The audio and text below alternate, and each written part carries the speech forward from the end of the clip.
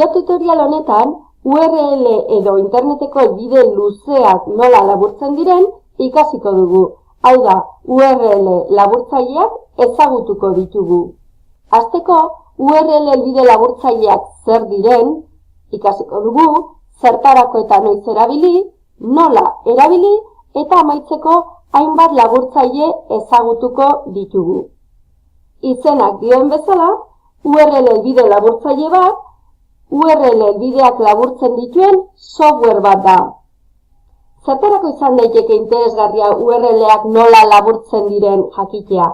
Adibidez, helbide bat errazago partekatzeko, gertaliteke eskola ematen aritzea, aurrez aurre adibidez, eta oso zaila egiten zaigu batzuetan, helbidea hoz esatea, luzea bada behintzat, kasu horietan, aproposa izan liteke helbide laburtu ematea. Beste kasu bat izan liteke, karaktere mugatuak eskatzen dituzten plataformetan erabiltzeko. Twitter bezalako plataformetan karaktere kopurua mugatua izaten da. URL laburtzaile batek, jatorrizko URL bat, 180 arte, hau aldatu egiten da, laburtu aldezake jatorrizko hori esan dugun bezala. Eta bestetik, helbide jakin bat pertsonalizatzeko ere baliagarri izan liteke. Adibidez, helbidean gure izena, edo lantzen ari garen gaia, edo etiketa bat, edo ipin dezakegu. Doain erabil dezakegun helbide laburtzaile ugari dagu.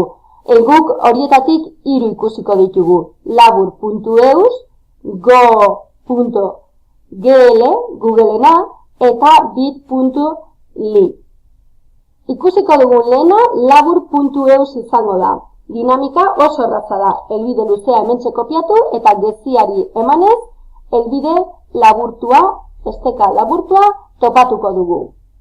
Esan dugun bezala, beste aukera bat izan diteke, helbide pertsonalizatua lortzea. Horretarako, esteken aukerak zabaldu, eta helbide luzea kopiatu lehen bezala, eta emantxe izen bat emango diogu. Ikasi adibidez, egiaztatu erabilgarritasuna, eskuragarri dago. Beraz, geziari emanez, labur.eus ikasi. Ikusten duzuen bezala, askoz ere errazago izango izateke, helbide edo URL laburtu honen bidez, ikaslei ematea helbide bat.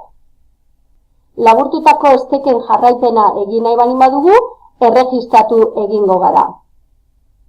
Honela, saioa hastean, ikusiko dugu, gure arbelean, ikusiko ditugu esteken atalean, estekatutako helbide guztiak, zenbat klik egin diren, esteka horien jarraipena egin ahal izateko, data eta bat. Beste URL laburtzaile bat Googleena izan liteke. Gauza bera, erregistratu gabe egin dezakegu, esan behar dugu hemen ez garela robotak, eta eskatuko digu, hautatu kaleko seinaleak ikusgai dituzten irudi guztiak. Kasu honetan, hauxe izango litzateke. Eta, honela, ikusten duzue konplikatzen dela pixka gehiago, egiaztatu behar dugulako, baina, behin hori eginda, emango digu helbide laburra. Aurrekoan bezala, hemen ere, erregistra gaitezke gure Googleeko kontuarekin, eta hala eginez gero, ikusiko dugu gure laburtutako esteken jarraipena egin ahal izango dugu zenbat klik egin diren, eta bat.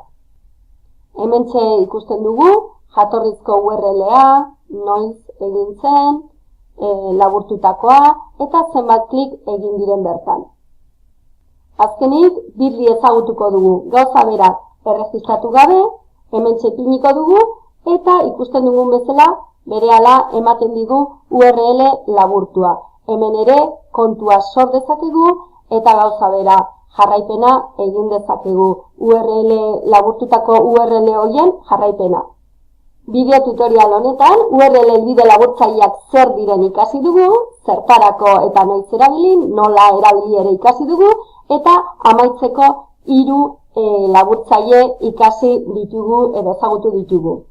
Hoxe izan da guztia, espero dezagun baliagarria izatea. Hurrengora arte!